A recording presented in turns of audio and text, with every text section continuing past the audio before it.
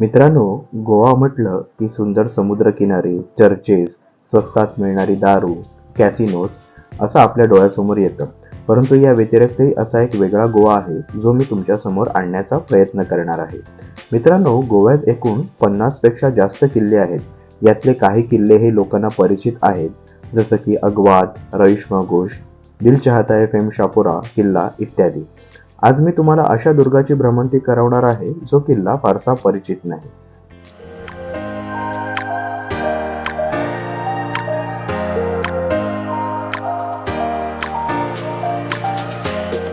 नमस्कार मित्रांनो, माझी दुर्गा भ्रमंती या माझ्या यूट्यूब चॅनलमध्ये तुम्हा सर्वांचं सहर्ष स्वागत आहे. मित्रांनो, आपण आहोत गोव्यामध्ये आज, आणि गोव्यातील एक असा थोडा आडवाटेचा किल्ला आपण आज पाहायला आलो आहे. मी आहे आता खुर्जुए या किल्ल्याच्या बाहेर. माझ्या पाठी तुम्ही पाहू शकतात. हे गडाचं मेन एंट्रन्स आहे.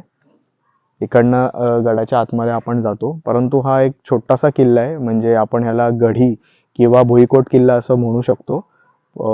तर हा किल्ला 1560 साली सावंतवाडीकर भोसले होते, त्यांच्या ताब्यात होता. बारदेश हा पहिला त्यांच्याच ताब्यात होता. नंतर छत्रपती शिवाजी महाराजांनी बारदेश हा भाग घेतला. पुढे हा किल्ला पोर्तुगीजांनी जिंकून घेतला आणि त्याचं मॉडिफिकेशन केलं. आताचा जो हा किल्ला तुम्ही पाहताय, हा पूर्णपणे पोर्तुगीज धाटणीचा किल्ला आहे. पोर्तुगीजांनी इथे बरंचसं मॉडिफिकेशन केलं, फोर्टिफिकेशन केलं, आणि खूप छान आहे हा किल्ला. तर हा किल्ला आपण आतमध्ये जाऊन बघूया. हा किल्ला पुढे पोर्तुगीजांच्याच ताब्यात होता, आणि नंतर जेव्हा गोवा स्वतंत्र झालं त्यानंतर हा किल्ला भारत सरकारच्या अंडर आला. तर असा हा छोटेखानी किल्ला आहे, आपण पाहूया. हे बघा, इथे आपण वरती पाहू शकतात, त्याला कोर्ट ऑफ आर्म्स असं बोलतात. हे पोर्तुगीजांचं राजचिन्ह आहे, आणि खाली त्याच्या बघा पोर्तुगीज भाषेमध्ये एक शिलालेख लिहिलेला आहे. तर असा हा खुर्जुए हा किल्ला आहे गोव्यातला. हा थोडा आडवाटेला आहे किल्ला, आणि खूप छान आहे. इथलं आर्किटेक्चर खूप छान आहे. तर चला आपण हा किल्ला आतमध्ये जाऊन बघूया. जेव्हा आम्ही खोजुर्बेम किल्ल्यामध्ये प्रवेश केला, तेव्हा आम्हाला समजलं की या किल्ल्याच्या संवर्धनाचं काम सुरू आहे. गड किल्ल्यांचं संवर्धन कसं करावं हे गोवा सरकारकडून खरंच शिकण्यासारखं आहे. किल्ल्यात प्रवेश केल्यावरती आपल्याला एक विहीर लागते. या किल्ल्यामध्ये असणारी ही एकमेव विहीर आहे. त्या काळी या विहिरीचा मुबलक प्रमाणात पाण्याचा साठा होता, आणि त्याचा उपयोग इथल्या किल्ल्यावर असणाऱ्या सैनिकांच्या शिबंदीसाठी व्हायचा. या किल्ल्याच्या सभोवताली 4 रॅम्प आहेत. याच रॅम्पवरून आपण आता वर चाललो आहोत. पोर्तुगीज काळामध्ये या रॅम्पचा उपयोग हा वरती तोफा चढवण्यासाठी होत असे.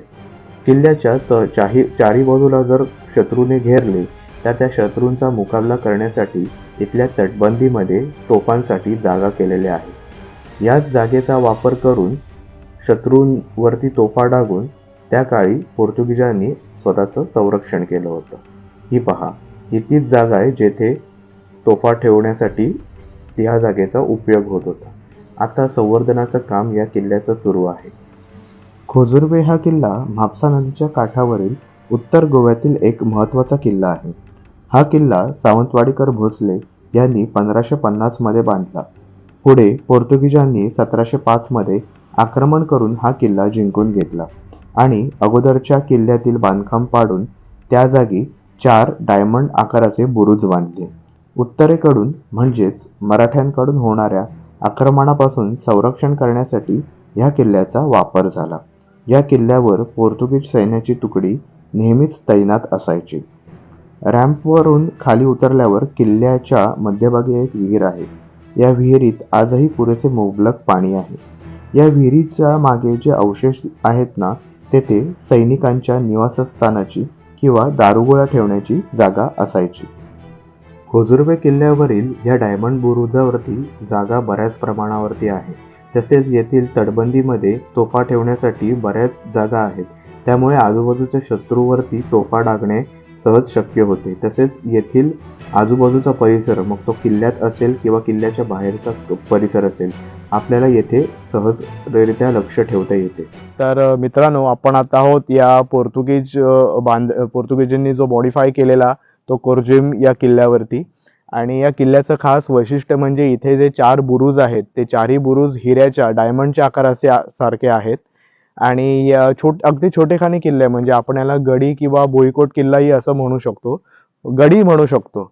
कारण एकदम छोटा असा हा किल्ला आहे आणि आजूबाजूला ह्याच्या बाजूला एक भापसा नदी वाहते.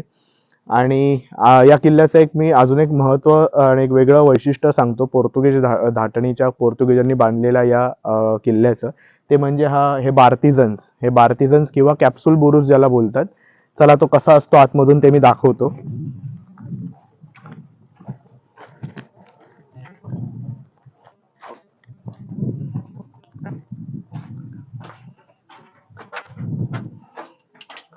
तर बघा, आता मी या बरोबर कॅप्सूल बुरुजामध्ये आहे आणि इथे माझ्या बाजूला बघा एक 3 फांज्या केलेल्या आहेत. या इकडनं आजूबाजूच्या प्रदेशात इथून येणाऱ्या शत्रूवर लक्ष ठेवता येते.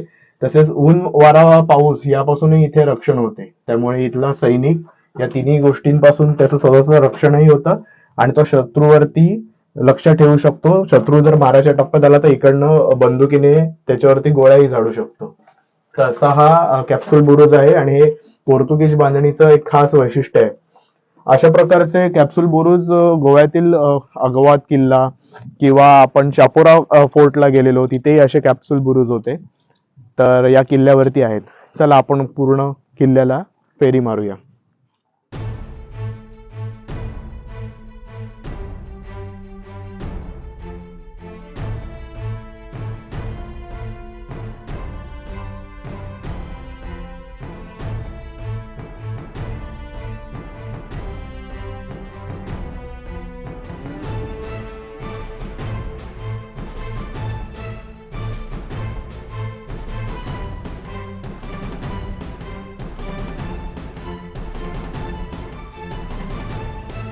तर मित्रांनो, हा कोर्झेम किल्ला एकदम छोटेखानीच किल्ला आहे, पण या किल्ल्याचं एक वैशिष्ट्य तुम्हाला सांगतो. हे बघा, इथे चार प्रकारचे बुरुज आहेत, 4.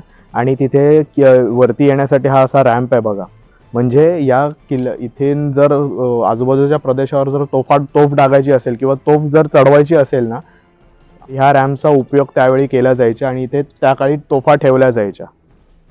हे बघा, आपण इथे पाहू शकतात. तसेच इथे आता या किल्ल्याचं रिकन्स्ट्रक्शन चालू आहे सध्या. या किल्ल्याच्या मध्यभागी एक विहीर आहे, छोटीशी विहीर आहे बघा इथे. सध्या त्या बाजूला जायला देत नाहीत आपल्याला, पण खूप खोल अशी ती विहीर आहे. त्यामुळे इथे पाण्याचा साठा आहे या किल्ल्यामध्ये. असा हा किल्ला.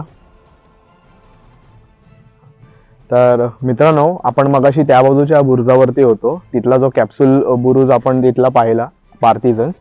पण त्याचं इथलं वैशिष्ट्य सांगतो की हा किल्ला गोवा सरकार रिकन्स्ट्रक्ट करतंय, याची पुनर्बांधणी करतोय, जो ढासळलेला होता. त्याबाबत गोवा सरकारचं खरंच आभार मानायला पाहिजे की ते त्यांच्या राज्यातले किल्ले जे पडायला आले ते रिकन्स्ट्रक्ट करून तिथे पर्यटकांना आकर्षित करतायत. आणि दुसरीकडे आपल्या महाराष्ट्रातले सरकार किल्ल्याबाबत खूपच उदासीनता आहेत, आपल्या गड किल्ल्यांबाबत. कालच आपण निवती किल्ल्यावर जाऊन आलो. छत्रपती शिवाजी महाराजांनी जो बांधलेला किल्ला, त्याची काय अवस्था आहे कालच्या या अगोदरच्या व्हिडिओत तुम्ही पाहिलंच असेल. पण हा गोव्यातला किल्ला, कोर्झेम किल्ला, हा एका बाजूला आहे, एक ऑफबीट किल्ला आहे, एका बाजूलाच आहे हा किल्ला. तरी सुद्धा गोवा सरकार याचं किती जतन करत आहे हे खरंच अभिमानास्पद गोष्ट आहे. तिथला बघा तो जो बुरुज आहे ना, तो आत्ताच या लोकांनी बांधलेला आहे, त्यामुळे बघा तुम्हाला दिसत असेल. आणि त्या बाजूचा जो समोरचा जो बार्तिझन्स आहे किंवा जो कॅप्सूल बुरुज आहे, तिथे बघा त्याचं बांधकाम चालू आहे, रिकन्स्ट्रक्ट करताय. जो पडायला आलाय त्याला सपोर्ट केलाय बाजूने आणि चिऱ्याचे दगड लावून तो अजून जिथे कुठे डॅमेजेस आहेत ते भरून काढले जात आहेत. आणि माझ्या मागे हा जो बार्तिझन दिसतोय, हा जो कॅप्सूल बुरुज आहे, हा त्या काळातला जुना किल्ला आहे. अजून त्याचं कुठलं म्हणजे तो शाबूत आहे आणि त्याचं कुठल्या प्रकारचं त्या लोकांनी म्हणजे इथे अजून काही केलेलं नाहीये. तर खरंच ही खूप अभिमानास्पद गोष्ट आहे या किल्ल्याची. तसंच तुम्ही या किल्ल्याचं अजून एक तुम्हाला वैशिष्ट्य सांगतो. ह्याच्या तटबंदीमध्ये बघा, मध्ये असं एक जागा केलेली आहे. या रॅम्प वरून तोफा वरती आणल्यानंतर इकडे तोफा ठेवून जर शत्रू आजूबाजूच्या प्रदेशामध्ये किंवा जवळ येत असेल या किल्ल्याच्या, तर त्याच्यावर तोफा दागण्यासाठी या केलेल्या जागा आहेत. हे पोर्तुगीज धाटणीच्या किल्ल्याचं अजून एक वैशिष्ट्य आहे इथलं. तर असा आहे हा खोरजुवे किल्ला गोव्यातील. हा बारदेशमध्ये येतो. म्हणजे उत्तर जो गोव्याचा भाग आहे तिथे हा किल्ला येतो. हे बघा, आता मित्रांनो आम्ही या रॅम्प वर खाली उतरतोय.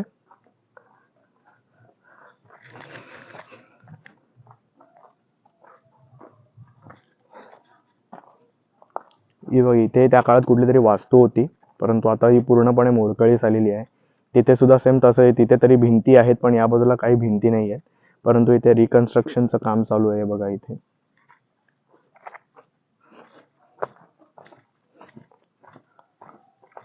हा, हे बघा, या किल्ल्यातलं एक छोटंसं चर्च आहे. बघा, आता सध्या इथे कुठली येशूची मूर्ती वगैरे नाही आहे, पण एकंदरीत याच्या बांधणीवरून समजतं की हे चर्च आहे.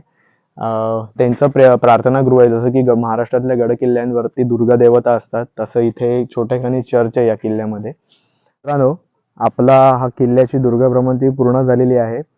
तर कसा वाटतोय हा छोटेखानी गोव्यातील खोरजुवे किल्ला हे मला माझ्या कमेंट बॉक्समध्ये तुम्ही नक्की सांगा. माझा चॅनल माझी दुर्गा भ्रमंती लाईक करा, शेअर करा आणि सबस्क्राईब करा. भेटूया पुढल्या अशा एखाद्या दुर्गा भ्रमंतीमध्ये किंवा अशा एखाद्या ऐतिहासिक ठिकाणी. तोपर्यंत जय शिवराय.